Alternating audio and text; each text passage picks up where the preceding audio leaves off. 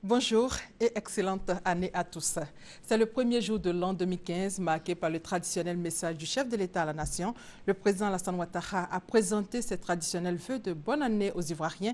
Il a dressé un bilan de l'année écoulée et énoncé les grandes étapes de celle à venir. Extrait. Nous avons parcouru du chemin depuis la fin de la crise post-électorale en 2011. Grâce à votre travail et à votre détermination, nous pouvons affirmer aujourd'hui que la Côte d'Ivoire est sur la bonne voie. Des progrès considérables ont été réalisés, tant au plan économique, social que politique. Notre pays a retrouvé la paix, l'espérance et l'envie d'avancer. L'année 2014 a été le début visible de la transformation de notre pays. Au plan économique, notre croissance d'environ 9% par an depuis 2012 place la Côte d'Ivoire parmi les économies les plus dynamiques au monde. L'intérêt que manifestent nos partenaires au développement, ainsi que les investisseurs, est un signe important de confiance dans la vitalité retrouvée de notre pays. Les réalisations concrètes, aussi bien en zone urbaine qu'en milieu rural, ne font que confirmer la bonne santé de notre économie.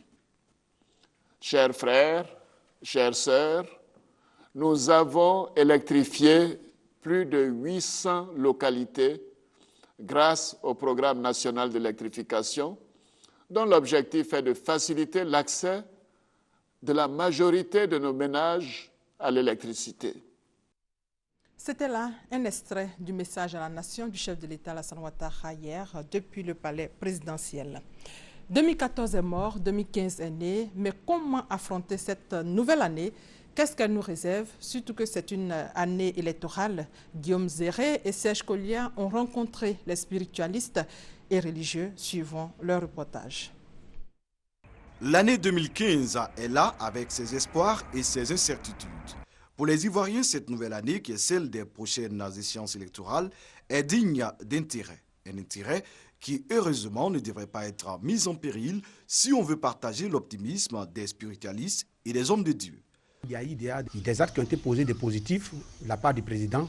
Et je pense bien que si ces actes que le président est en train de poser continuent, je crois bien que tous les Ivoiriens vont sourire.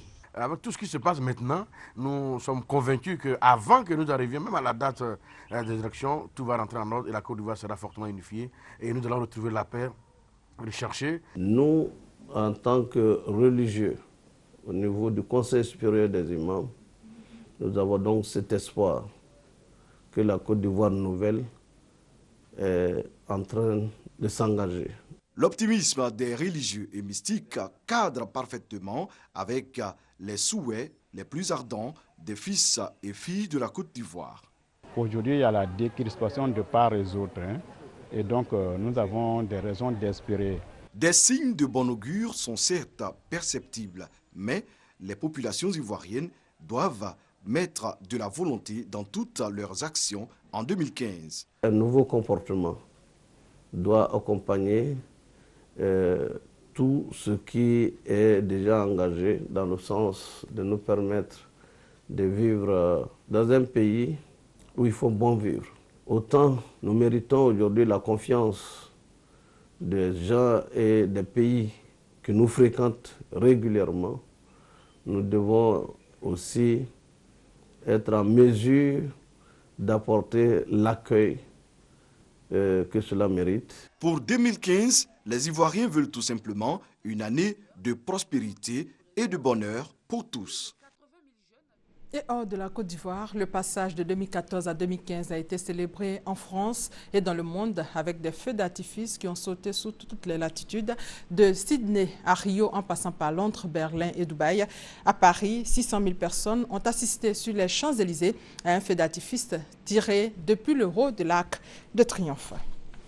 Cette nouvelle année a malheureusement mal démarré à Shanghai. La fête a été endeuillée par une bousculade mortelle. 35 personnes sont mortes et 43 autres ont été blessées.